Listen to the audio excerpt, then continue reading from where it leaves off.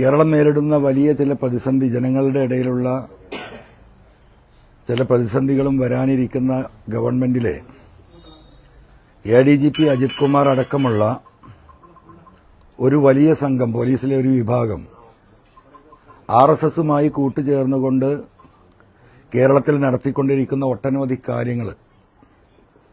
അതുമായി ബന്ധപ്പെട്ട വിഷയങ്ങൾ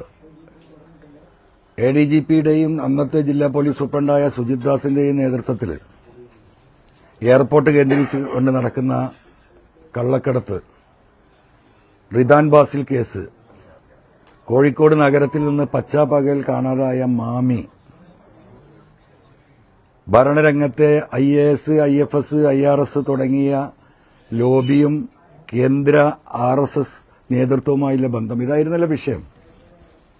ഇതെല്ലാം പറഞ്ഞുകൊണ്ടാണ്, പ്രതിഷേധിച്ചാണ് ഞാൻ LDFൽ നിന്ന് ഇറങ്ങി വരുന്നത്. ഒരു ഘട്ടത്തിൽ എന്നെ കള്ളക്കടത്തുകാരനായി ചിത്രീകരിക്കും